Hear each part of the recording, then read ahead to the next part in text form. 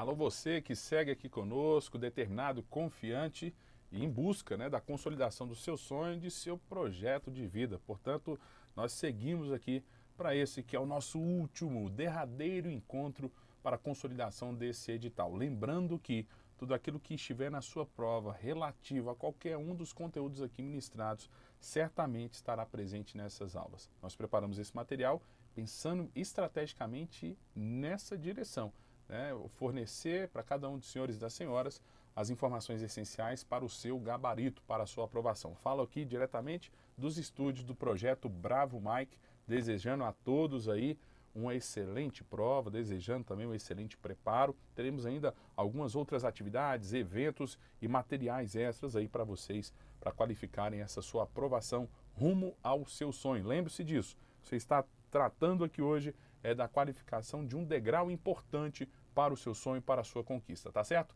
Vamos comigo, portanto, porque hoje trataremos aqui, nessa finalização do nosso edital, acerca do tema cultura popular. O que vem a ser essa cultura popular?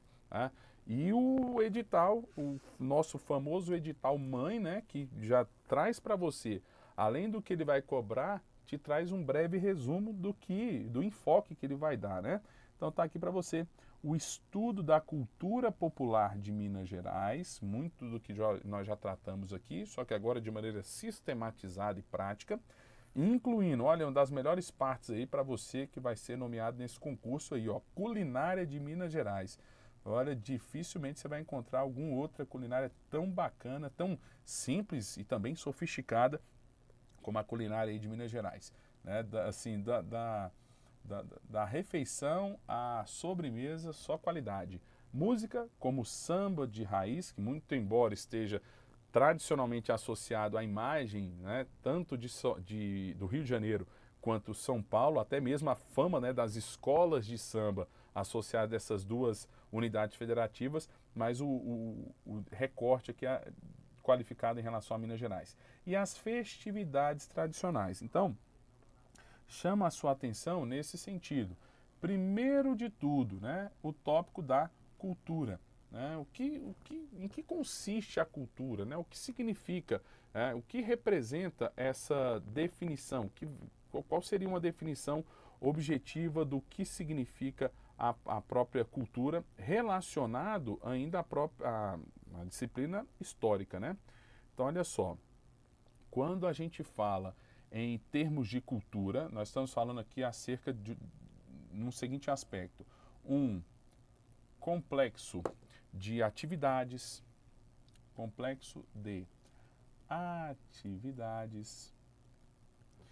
instituições,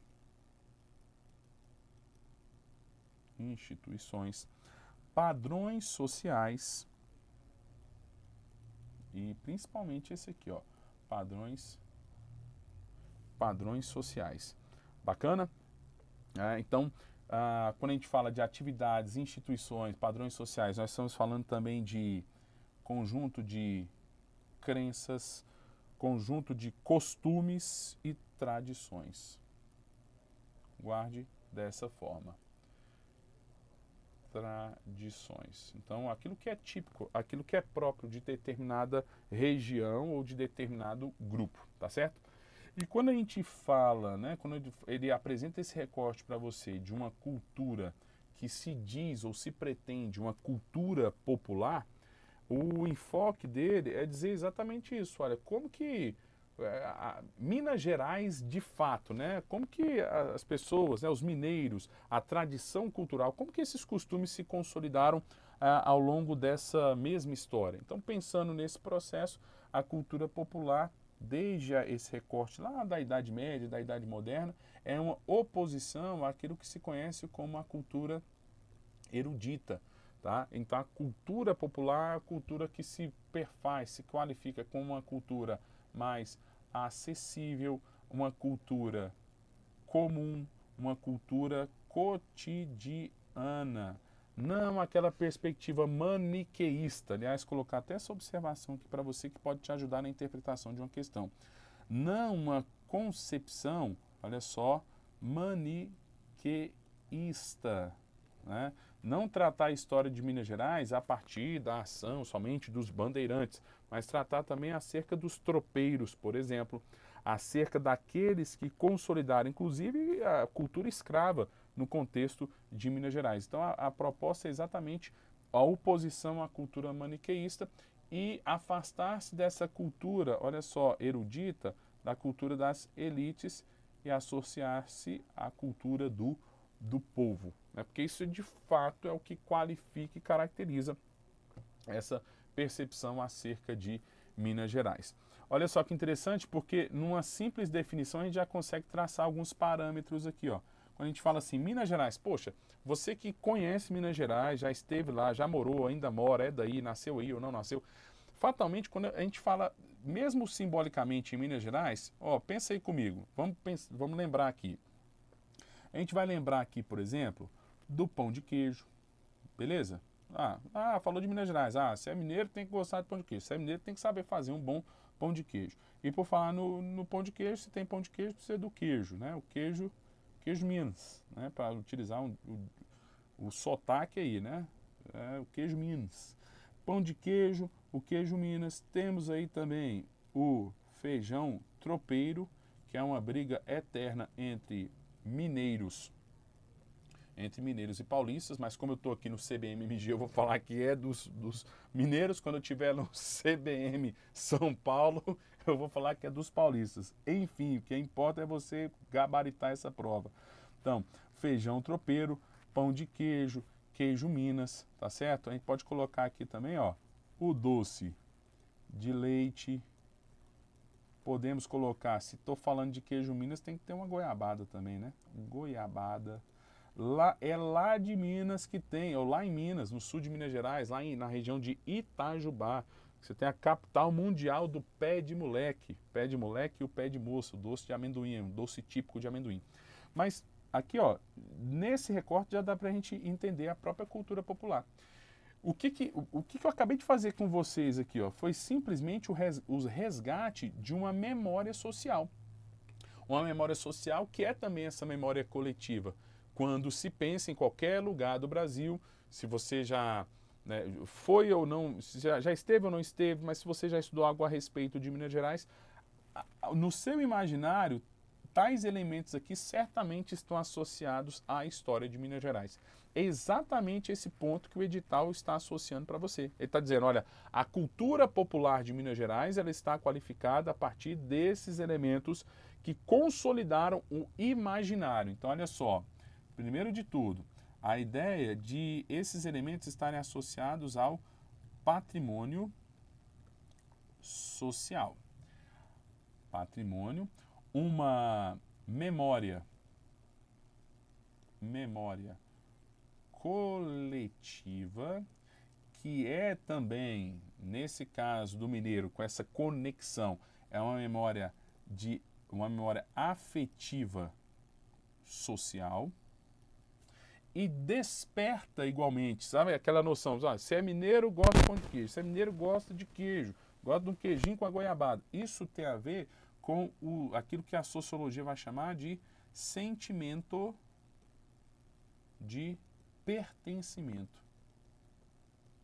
Professor, e daí, sentimento de pertencimento? Se é sentimento de pertencimento, tem a ver necessariamente com a identidade cultural, né? Portanto, elementos que podem ser, ou que são correlatos e que podem aparecer na sua prova. Muito bem, vamos começar com a parte boa aqui. Opa, começando com a parte boa, destacando aqui a culinária. Acompanhe comigo aí. Cadê o nosso marca-texto amarelinho? Tá aqui, ó. Culinária mineira, beleza? Feijão tropeiro, pão de queijo, tutu de feijão e o próprio doce de leite. O que esses 4 elementos têm em comum? Eu gosto sempre de fazer esse destaque para favorecer e facilitar a sua memorização. Olha só, até colocar uma pirâmidezinha aqui em termos de descrição. O que esses 4 elementos têm em comum? Todos eles, obviamente, estão associados à culinária. Legal. Mas pense comigo, feijão tropeiro, pão de queijo, tutu de feijão e doce de leite. Todos eles são um tipo de culinária que tem a ver com a preservação de alimentos a longo prazo. E é importante associar essa ideia porque a própria origem do feijão tropeiro, tradicionalmente mineiro, existem outras versões aí desse prato, mas esse aqui sim, não tem nem como negar, né? Feijão tropeiro. Por que é chamado de tropeiro? Porque era o prato mais típico, o prato mais fácil, mais barato, mais acessível para os tropeiros, isto é, tropas, grupos, grandes coletividades que se deslocavam, especialmente lá de São Paulo, lá algumas outras regiões também possuem essa origem, se deslocavam em busca do ouro, em busca do velho sonho português e em busca de se enriquecer facilmente em um curto espaço de tempo. E a ideia era fazer todo esse deslocamento, como nós já vimos no curso, né, as margens dos rios, enfrentando as mais terríveis e intempestivas situações. E não havia um prazo, não havia tempo hábil para que eles parassem, se estabelecessem plenamente no local, para ir fazer a colheita de determinado produto e aí se ocupar de produzir toda a refeição. A ideia era de tempos em tempos eles de fato paravam, produziam ali aquilo que seria utilizado nos próximos 15 dias, no mínimo, né, nos próximos 15 dias, e para isso precisavam sim da preservação desses alimentos. É interessante porque se você olha para cada canto do país, você tem um prato típico que dialoga com esse processo. Você vai para o Nordeste, predomina lá a carne seca. Alguns chamam lá de alguma região chamada, por exemplo, no sul da Bahia, chamado de Maria Isabel, né? O arroz ali frito no alho junto com a carne seca. Você vai para o sul do Brasil, você encontra o charque, né? Ou o arroz de carreteiro. A ideia de carreteiro, de tropeiro, essa adjetivação, ela é muito semelhante, muda apenas a referência em relação ao local do país. Então, tradicionalmente mineiro, feito com a feijão, a farinha de, olha só, que interessantíssimo, feijão, farinha de mandioca, linguiça, bacon, olha aí, ó, uma carne defumada, ovos e temperos diversos a depender do próprio gosto. Por que citar aqui o caso, por exemplo, e fazer questão de mencionar a mandioca? Porque associado ao surgimento, se eu estou falando que o feijão tropeiro está associado, por exemplo, à ação dos bandeirantes, né, a presença e a chegada dos bandeirantes na exploração daquele território, a mandioca nesse contexto era tida e era chamada como um dos elementos do conceito das drogas do sertão, exatamente.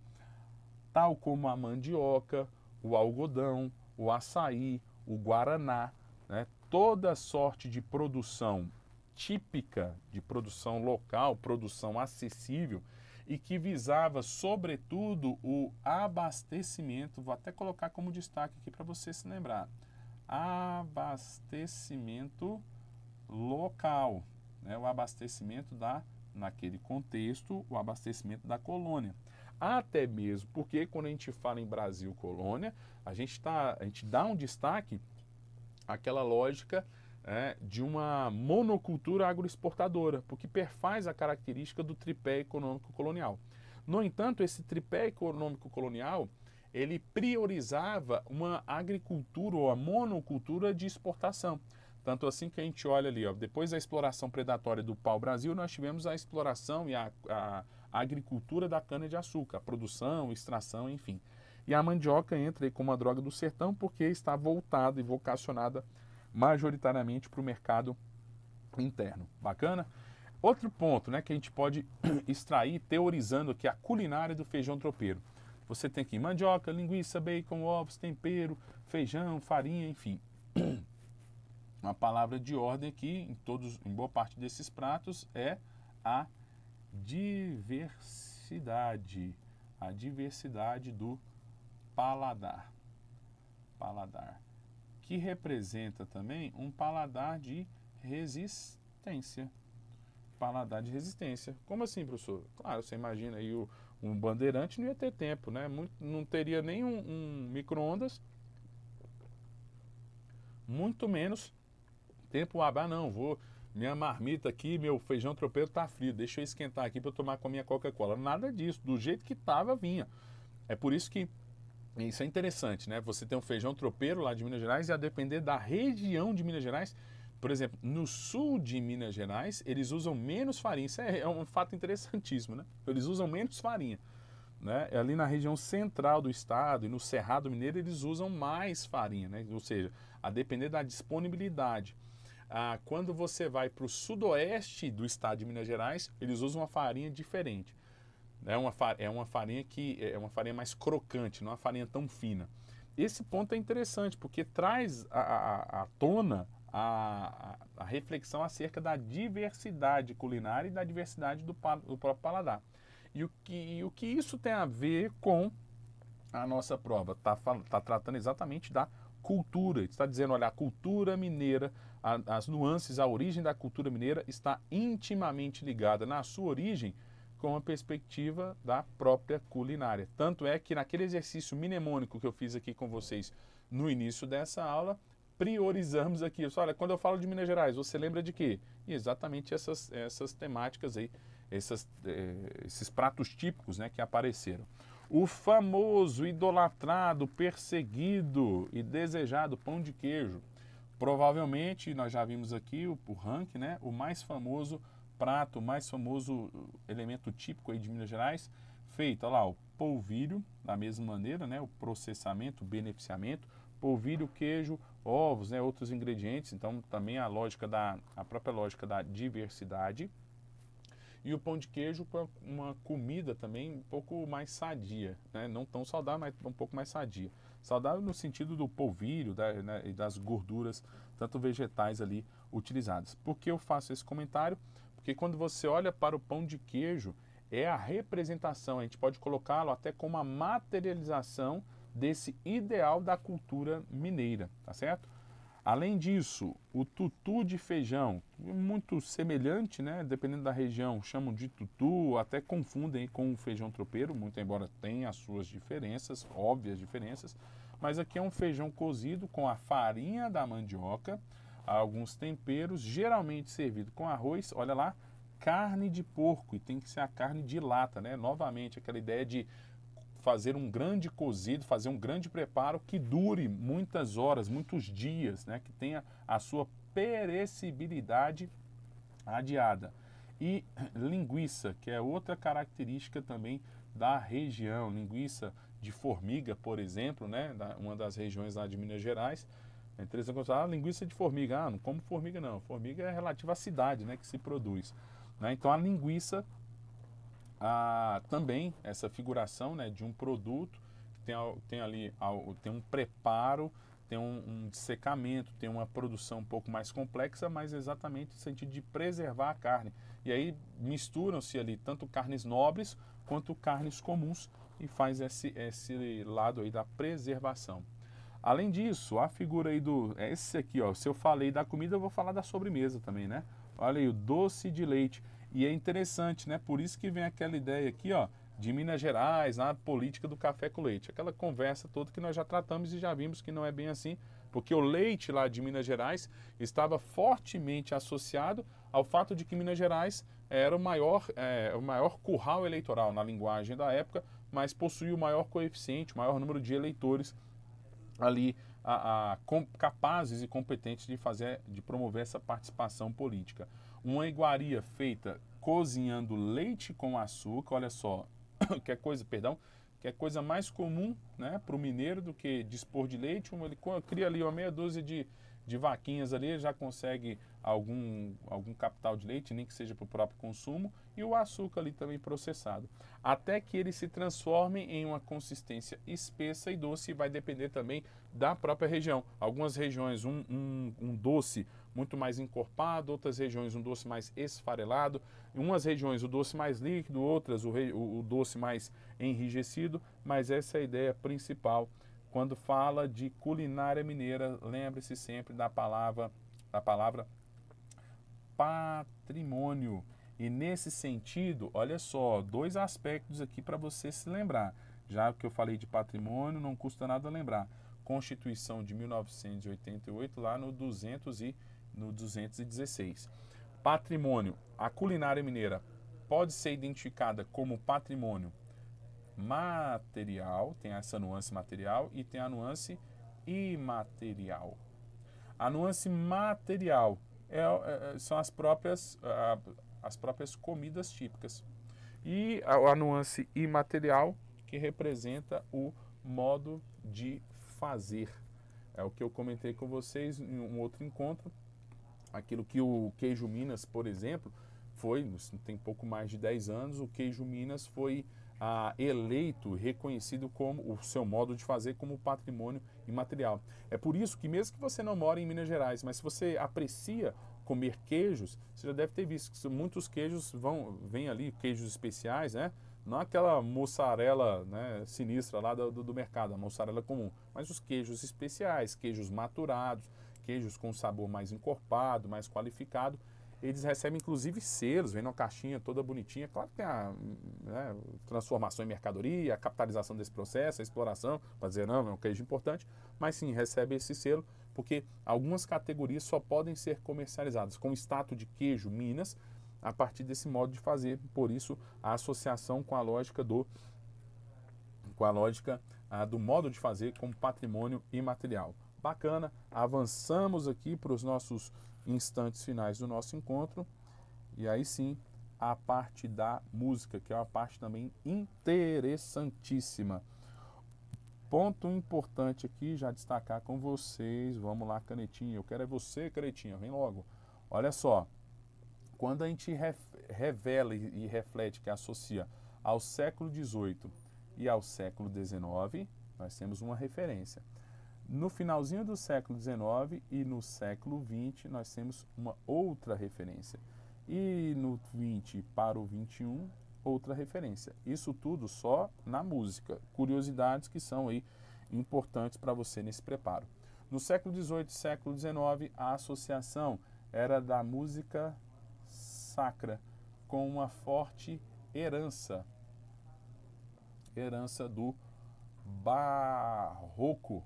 Portanto, aqui se é a música sacra, portanto, aí a temática religiosa. Muito bem. No século XIX, transição para o século XX, aí sim, o destaque do samba de raiz. E o que é interessante, muito embora seja o samba de raiz, tanto no século XVIII e XIX quanto no século XX, boa parte dessas músicas eram utilizadas para as chamadas, né, festividades religiosas. Festividades religiosas, procissões, enfim.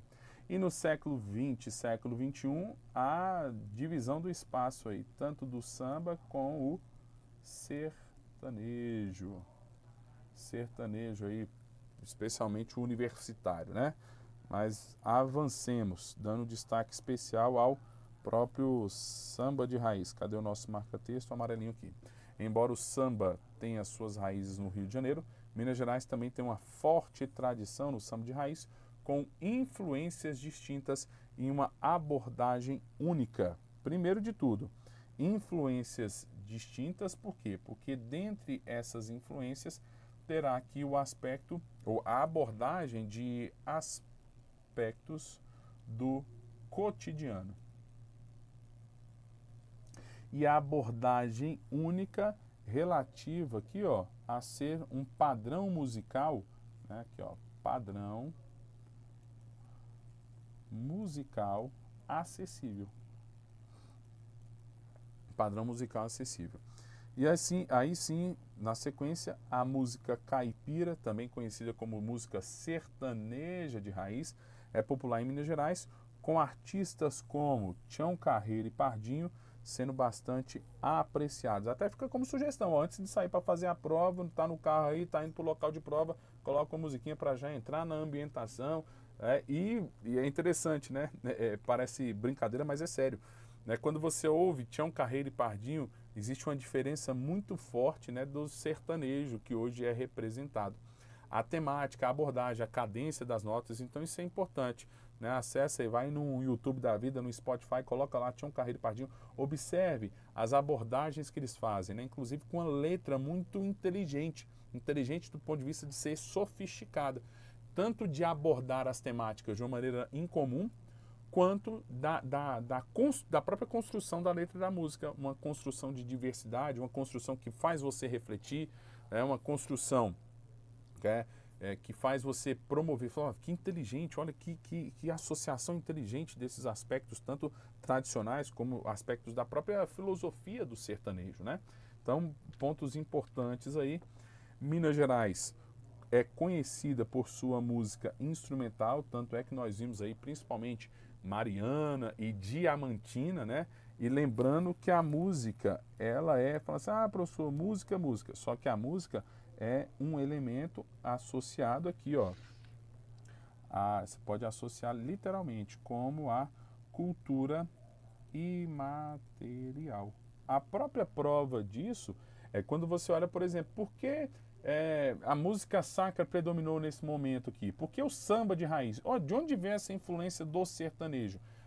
São elementos próprios de cada região. Então, quando a gente fala de cultura imaterial, existe uma profusão, uma grande integração de saberes, de experiências, de mentalidades. Porque a música, como esse expediente, esse instrumento de reflexão, traz também, guarda essas conexões, essas nuances, essas características que dialogam com o cotidiano das pessoas. As pessoas que consomem aquela música, tá certo? Daí também a perspectiva de associação, de afinidade, de direcionamento da própria produção musical. É claro que hoje, quando a gente fala em música e produção musical, está muito associada a uma expectativa de mercado, expectativa de venda, de comercialização, como eu acabei citando aqui, né, o YouTube da vida, um Spotify, Deezer, enfim. No entanto, essa música aqui era aquelas músicas que eram cantadas. Isso é um ponto interessantíssimo. Volta para a câmera aqui. Eram músicas que eram cantadas tradicionalmente, né, nas rodas de família, nos grandes encontros. Imagina que boa parte dessas músicas cantavam aquilo que os sertanejos viviam ao longo do dia, ao longo das suas jornadas. Alguma pessoa que ele gostava, que morreu, algo que ele deixou de viver, uma grande conquista que ele realizou. Então, coisas de ordem prática, tá? Claro, não deixando de lado, não se afastando majoritariamente de uma perspectiva também de fundo religioso. Então, conhecida pela música instrumental, especialmente trabalho de músicos como Milton Nascimento, Toninho Horta e Beto Guedes. Cito os nomes porque pode aparecer. Está falando de música, já que ele cobrou de cultura, falou de música. Apareceram o nome desses três. E eu estou sentindo que esse nome aqui vai aparecer nessa prova, hein? Milton Nascimento. Muito embora tenha consolidado sua carreira, né, no eixo Rio-São Paulo, mas Milton Nascimento. Tal como Toninho Horta e Beto Guedes, que vale a pena também você visitar e ouvir, de alguma forma, explorar essa leitura e interpretação. Sabe um desafio legal para você fazer? Pegar pelo menos a letra de um desses artistas aqui e fazer uma análise dessa letra a partir do que nós já vimos aqui como a história de Minas Gerais. Porque vai facilitar você fazer tanto a associação do nome dos artistas com Minas Gerais, como também a associação das temáticas, e aí sim qualificar essa imagem acerca de Minas Gerais. Influências que misturam influências regionais com o jazz e a MPB. Portanto, aqui, ó, a filosofia vai chamar isso aqui de idiosincrasias, e na música a gente pode chamar aqui também de uma miscigenação. Isto é, o estado de Minas Gerais, volta para a câmera aqui comigo, o estado, a experiência de Minas Gerais esteve pautada, esteve consolidada apenas nesse aspecto em termos de cultura? Não.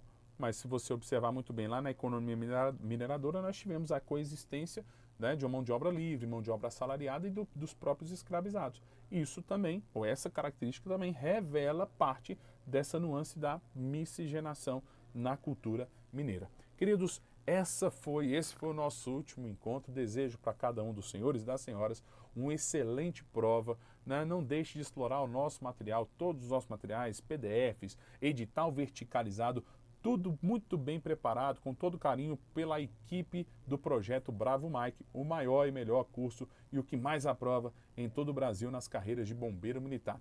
Então, que Deus abençoe vocês, tenham bons resultados e querem encontrar, depois comuniquem para a gente, né? Queremos fazer comunicar para todo o Brasil também a sua aprovação. Manda mensagem para a gente, interaja conosco, compartilhe comigo lá, professor Isaac, Panda de História, o @pandasgram. Vai lá, vamos interagir. Quando você conquistar a sua vitória, compartilha conosco também, será uma grande alegria. Deus abençoe vocês, bons estudos e boas conquistas.